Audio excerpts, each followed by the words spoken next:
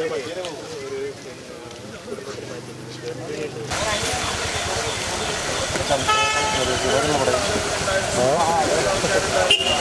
അതിൻ്റെ അകത്ത്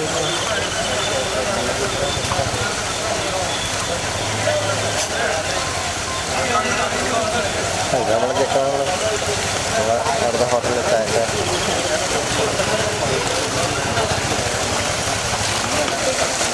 നമ്മുടെ അവിടുത്തെ ഹോട്ടലിൽ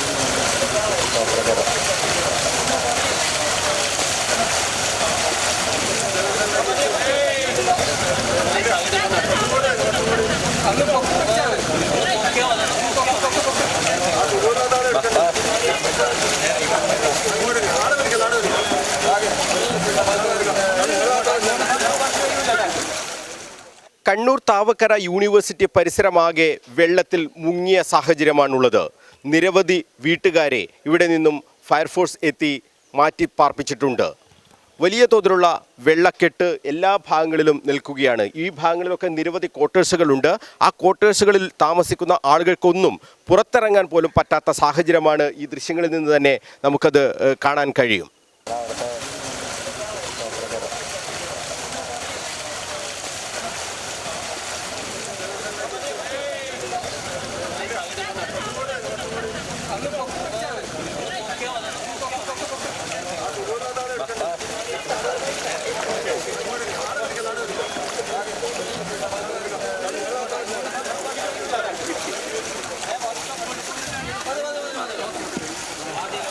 യൂണിവേഴ്സിറ്റി ഇവിടെ സ്ഥാപിതമായതു മുതൽ ഈ പ്രദേശത്ത് വലിയ തോതിലുള്ള പ്രയാസമാണ് മഴക്കാലത്ത് ഇവിടുത്തെ ആളുകൾ അനുഭവിക്കുന്നത്.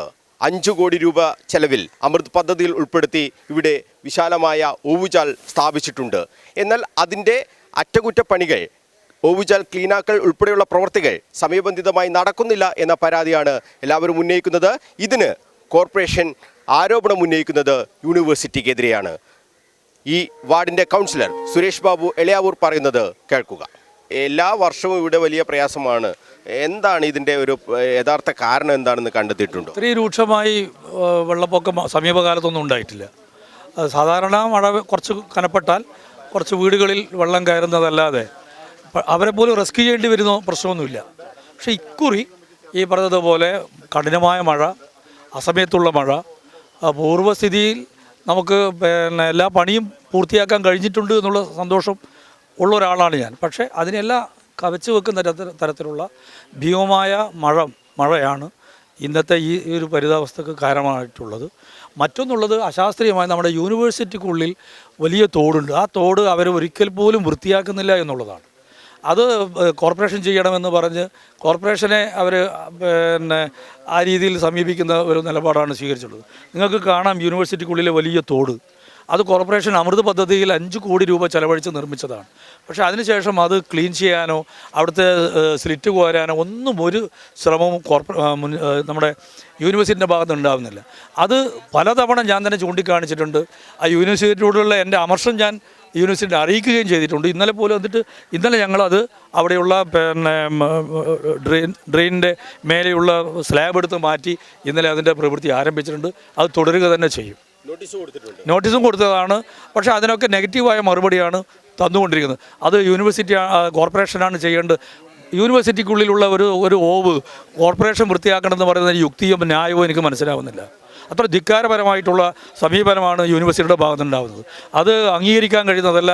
യൂണിവേഴ്സിറ്റിയുടെ അധികാരത്തിനെതിരെ ശക്തമായി ബഹുജന രോഷമുണ്ട് എന്നുകൂടി ഞാൻ ഈ സന്ദർഭം അറിയിക്കും. നിങ്ങൾക്ക് ഈ ചുറ്റുപാടുള്ള വീടുകൾ കാണാം.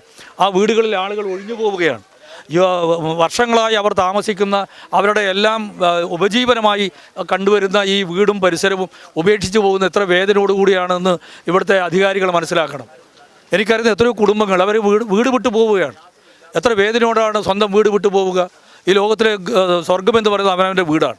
ആ വീട് വിട്ടു പോകേണ്ടി വരുന്നൊരു സാഹചര്യം ഇവിടെ നിലനിൽക്കുന്നു എന്നുള്ളത് ഈ യൂണിവേഴ്സിറ്റി അധികൃതരുടെ മനസ്സിലുണ്ടാവണം.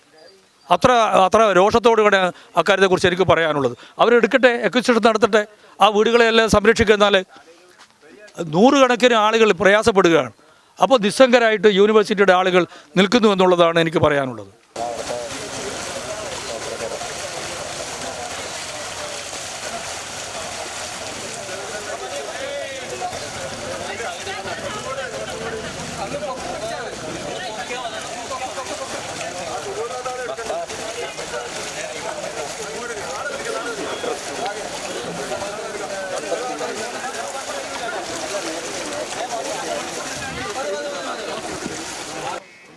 വെള്ളം കയറിയും അവിടുന്ന് പാമ്പലുണ്ടായിന്. ആ ഇല്ല ഒരാളുണ്ട് അവിടെ, ഒരു വീട്ടിലത്തെ എല്ലാവരും കൂടി ഉണ്ട്. അമ്മ അറിയില്ല, അവിടത്തേക്ക് നിൽക്കുന്ന പോലെ. വെള്ളം ഇന്നലെ രാവിലെ തൊട്ട്. മഴ പെയ്തിട്ട് വെള്ളം പോകുന്നില്ല. മൊത്തം എല്ലാ കൊല്ലം മാതിരി ഈ കൊല്ലം ജാസ്തി മഴ പെയ്തുകൊണ്ട് ഫുൾ വെള്ളത്തിലാണ്. ഇത്രത്തോളം വെള്ളമുണ്ട്, 6 അടി. താമസിക്കാൻ പറ്റില്ല. വെള്ളം ഫുൾ വീട്ടിൽ കയറിയിട്ടുണ്ട്, അകത്ത് കയറിയിട്ടുണ്ട്. 2 ദിവസം അകത്ത് കയറിയിട്ടുണ്ട്. ആ പാമ്പെല്ലാം ഉണ്ട് അതിന്. ഇനിയിപ്പോൾ ഏതെങ്കിലും റൂം ലോഡ്ജ് എടുത്ത് താമസിക്കേണ്ടി വരും. ഫാമിലി ഉണ്ട്, നമ്മൾ 5-8 ആൾക്കാരുണ്ട്. ഈ താവക്കര ഭാഗത്ത് നിന്നും നിരവധി കുടുംബങ്ങളെയാണ് മാറ്റിപ്പാർപ്പിച്ചിട്ടുള്ളത്. Mayor, Musliha Madathil deputy mayor advocate P Indira, standing committee chairman Suresh Babu Ali, അവർ മുൻ mayor advocate T O Mohan ഉൾപ്പെടെ ആളുകളൊക്കെ തന്നെ ഇവിടെ എത്തിയിട്ടുണ്ട്. മേയർ, എന്താണ് വലിയ തോതിലുള്ള പ്രയാസം ആളുകൾ അനുഭവിക്കുകയാണ് ഇവിടെ? അതെ, ഇതുവരെ ഇല്ലാത്ത രീതിയിലുള്ള പ്രയാസമാണ്. ഇതുവരെ ഈ കാലയളവിൽ ഇത്രത്തോളം വെള്ളക്കെട്ട് ഇവിടെ ഉണ്ടായിട്ടില്ല എന്നുള്ളതാണ്. ഏതായാലും 5 കുടുംബങ്ങളോട് നമ്മൾ ഇവിടുന്ന് മാറ്റി പാർപ്പിച്ചിട്ടുണ്ട്. കണ്ണൂർ കോർപ്പറേഷൻ തയ്യാറാക്കിയ റെസ്ക്യൂ ഹോമിലേക്ക് ടൗൺ ഹയർ സെക്കൻഡറി സ്കൂൾ തയ്യാറാക്കിയിട്ടുള്ള അവിടത്തേക്ക് മാറ്റിയിട്ടുണ്ട്. അതുപോലെ ഒരു കുടുംബത്തെ അവർ നാട്ടിലേക്ക് പോകാമെന്ന് പറഞ്ഞിട്ട് അവിടെ റെയിൽവേ സ്റ്റേഷനിലേക്ക് കൊണ്ടുവിട്ടിട്ടുണ്ട്. ഇനി 3 കുടുംബങ്ങളെ മാറ്റാനുമുണ്ട്. വലിയ പ്രയാസമാണ്. ഇതുവരെ ഇല്ലാത്ത രീതിയിൽ മഴക്കെടുതി ഇത്രമാത്രം ഉണ്ടാകുമെന്ന് പ്രതീക്ഷിച്ചിട്ടില്ല. മഴ അടങ്ങിയിട്ടില്ലെങ്കിൽ ഇനിയും കൂടുതൽ പ്രയാസങ്ങൾ ഉണ്ടാകുമെന്ന് കരുതുന്നു. ആവശ്യമായ എല്ലാ സുരക്ഷാ ക്രമീകരണങ്ങളും കോർപ്പറേഷൻ ഒരുക്കിയിട്ടുണ്ട്. ദുരന്ത നിവാരണ സേനയെ തയ്യാറാക്കിയിട്ടുണ്ട്. അതോടൊപ്പം ജീവനക്കാർക്ക് എല്ലാ സൗകര്യങ്ങളോടും കൂടി അവരെയും തയ്യാറാക്കി വെച്ചിട്ടുണ്ട്. ആവശ്യമായ സന്ദർഭങ്ങളിൽ എനിടൈം 24 ഹവറും ലഭ്യമാകുന്ന രീതിയിലുള്ള എല്ലാ സൗകര്യങ്ങളും കോർപ്പറേഷൻ ഒരുക്കിയിട്ടുണ്ട്. ഈ ഏതെങ്കിലും തരത്തിൽ യൂണിവേഴ്സിറ്റിയുടെ ഭാഗത്ത് നിന്ന് ആളുകളൊക്കെ പറയുന്നുണ്ട് അവിടെയൊക്കെ ഓടയൊക്കെ അടഞ്ഞു കിടക്കുകയാണ് എന്ന് പറയുന്നുണ്ട്. യൂണിവേഴ്സിറ്റിയുടെ ഭാഗത്ത് നിന്ന് ഏതെങ്കിലും തരത്തിലുള്ള വീഴ്ച ഉണ്ടായിട്ടുണ്ടോ ഇക്കാര്യത്തിൽ? യൂണിവേഴ്സിറ്റി ഭാഗങ്ങളിലുള്ള ഓടകൾ ഞങ്ങൾ നേരത്തെ വൃത്തിയാക്കിയിട്ടുണ്ട് മഴക്കാല പൂർവ്വ ശുചീകരണത്തിൻ്റെ ഭാഗമായിട്ട്. പക്ഷേ യൂണിവേഴ്സിറ്റി വന്ന സമയത്ത് അവിടെ മണ്ണിട്ട് ഉയർത്തിയ പ്രയാസങ്ങളാണ് ഇപ്പോഴും നിലനിൽക്കുന്നത്. ആ കാലഘട്ടത്തിൽ അന്ന് ചെയ്ത ആ സമയത്തുണ്ടാകുന്ന അതേ പ്രയാസങ്ങൾ തന്നെയാണ് ഇപ്പോഴും ഈ ദുരന്തങ്ങൾ ഉണ്ടാകാനുള്ള പ്രധാന കാരണം. ഈ ഉദയംകുന്ന് ഭാഗത്തും വലിയ തോതിലുള്ള പ്രയാസങ്ങളൊക്കെ ഉണ്ട് എന്ന് പറയുന്നുണ്ട്.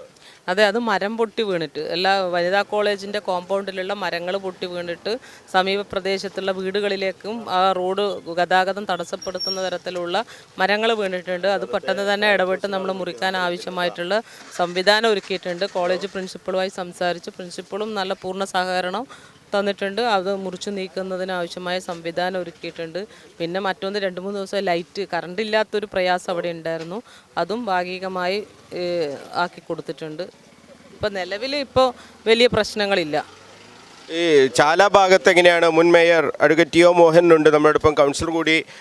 ആ ചാല ഭാഗത്തും വലിയ തോതിലുള്ള വെള്ളം കയറി രാവിലെ അവിടെ നിന്ന് കൗൺസിലർ ഉൾപ്പെടെ അവിടെ എത്തി രക്ഷാപ്രവർത്തനങ്ങളൊക്കെ നടത്തിയിരുന്നു.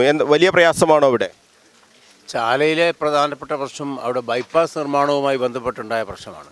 അപ്പോൾ അത് വെള്ളം ഒഴുക്ക് തടസ്സപ്പെടുന്നൊരവസ്ഥയാണുള്ളത്. ഏതായാലും അതിൻ്റെ ഉത്തരവാദപ്പെട്ട ആളുകളെ ബന്ധപ്പെടുമ്പോൾ തന്നെ അവരുടെ എല്ലാ സഹായങ്ങളും വിശ്വസമുദ്രയുടെ സഹായമൊക്കെ കിട്ടിയിട്ടുണ്ട്. ഏതായാലും നാട്ടുകാർ പരമാവധി സഹായിച്ചിട്ടുണ്ട്. അതൊക്കെ തന്നെ കോർപ്പറേഷൻ്റെ ജീവനക്കാർ ഉൾപ്പെടെയായിട്ട് ആ വെള്ളക്കെട്ടൊക്കെ ഒരു പരിധിയോളം പരിഹരിക്കാൻ പറ്റും. പിന്നെ തുടർച്ചയായ മഴയാണ്. ആ മഴ നമ്മൾ കാണാതെ പോയിക്കൂടാ. ആ മഴയുടെ വെള്ളം അതിൻ്റെ ക്വാണ്ടിറ്റി വളരെ വലുതാണ്. ഏതായാലും പിന്നെ പ്രയാസങ്ങളില്ലാത്ത വിധത്തിൽ വീടുകളിലൊക്കെ വെള്ളം കയറിയെങ്കിൽ പോലും അതൊക്കെ സാവധാനം നീക്കം ചെയ്യുന്ന വിധത്തിലുള്ള പരിപാടികളൊക്കെ നടത്തിയിട്ടുണ്ട്. ജനങ്ങൾ ആശങ്കപ്പെടേണ്ടതില്ല എന്ന് വീടുകൾ തോറും പറഞ്ഞിട്ടുമുണ്ട്. അപ്പോൾ കുഴപ്പമില്ലാതെ മുന്നോട്ട് കൊണ്ടുപോകാൻ മാറ്റിപ്പാർപ്പിക്കേണ്ട സ്ഥിതി ഇപ്പോഴുണ്ടായിട്ടില്ല. 1-2 വീടുകളിലുണ്ട്. പക്ഷേ അത് ഇനി കൂടുതൽ വെള്ളം കൂടുകയാണെങ്കിൽ അതായത് നമുക്കിത് ഇവിടുത്തെ വെള്ളത്തിൻ്റെ ഒക്കെ പ്രശ്നമെന്ന് പറയുന്നത് പുഴക്കകത്ത് കടലിനകത്ത് വെള്ളത്തിൻ്റെ ഒഴുക്ക് കൂടുമ്പോൾ വെള്ളത്തിൻ്റെ ലെവൽ കൂടുന്നതിനനുസരിച്ചാണ് ഇവിടെ നീരൊഴുക്കിന് തടസ്സം ഉണ്ടാകുന്നത്. അപ്പോൾ അത് കുറയുന്നതിനനുസരിച്ച് തുടർച്ചയായ മഴ എല്ലാറ്റിനും പ്രശ്നം തന്നെയാണ്. മാറ്റിപ്പാർപ്പിക്കേണ്ടി വരും. ഏതായാലും അടുത്ത ദിവസങ്ങളൊക്കെ തന്നെ നിരീക്ഷിക്കുന്നു. ഇവിടെ മേയർ സൂചിപ്പിച്ചതുപോലെ കോർപ്പറേഷൻ്റെ ദുരന്ത നിവാരണവുമായി ബന്ധപ്പെട്ട ടീം വളരെ സജ്ജമായി നിൽക്കുന്നുണ്ട്. അതിൽ പ്രത്യേകമായ ട്രെയിനിങ് ഉൾപ്പെടെ കൊടുത്തുകൊണ്ടാണ് അവരെയൊക്കെ സജ്ജമാക്കിയിട്ടുള്ളത്. അതുകൊണ്ട് ഏത് സാഹചര്യത്തെയും നേരിടാൻ പാകത്തിലുള്ള എല്ലാ സംവിധാനവും ഉണ്ട്. അതുപോലെ തന്നെ അതിന് ഫയർഫോഴ്സിൻ്റെ സംവിധാനം നല്ല സഹായം നമുക്ക് ലഭിക്കുന്നുണ്ട്. അതുകൊണ്ട് തന്നെ എല്ലാവരും ജനങ്ങളും ജാഗരൂകരാണ്. നമ്മൾ എന്തെങ്കിലും പ്രയാസം ഉണ്ടാകുമ്പോൾ ഒത്തൊരുമിച്ച് അതിനെ അഭിമുഖീകരിക്കുക, അതിനെ അതിജീവിക്കുക എന്നത് കേരളീയ സമൂഹത്തിൻ്റെ ഒരു പൊതുവായ നിലപാടാണ്. അപ്പോൾ അത് നമുക്കിതിനെ തരണം ചെയ്യാൻ കഴിയും എന്ന ആത്മവിശ്വാസമുണ്ട്.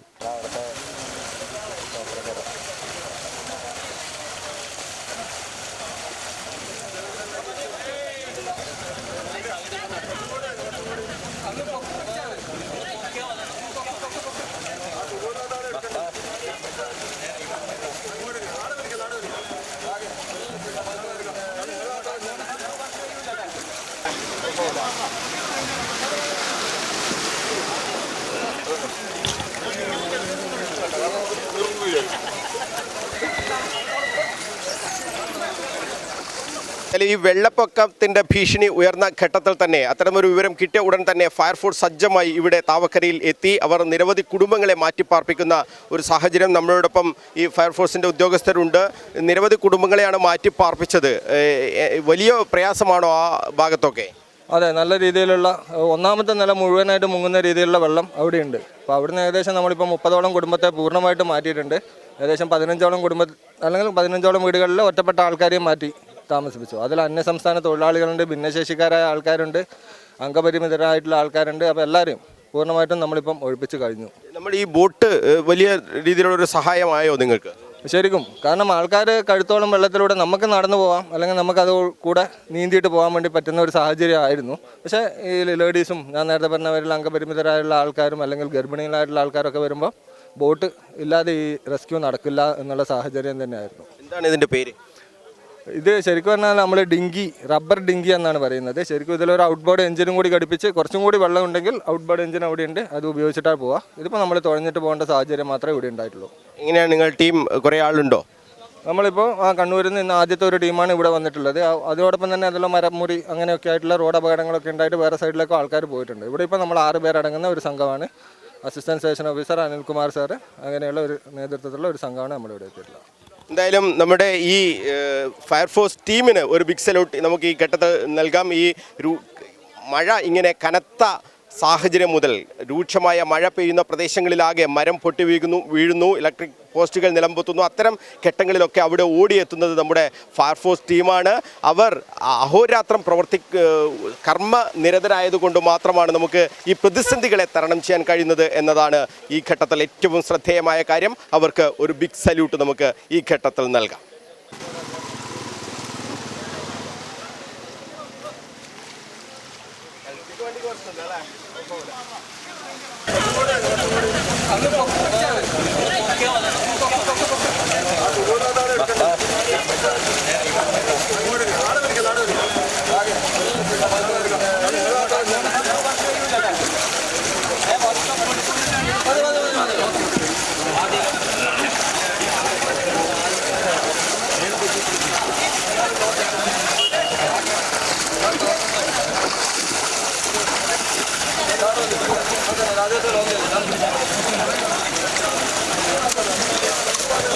സമീപകാലത്തൊന്നും താവക്കരയിൽ ഇത്രയധികം വെള്ളം കയറിയിട്ടില്ല എന്നാണ് പ്രദേശവാസികൾ പറയുന്നത്.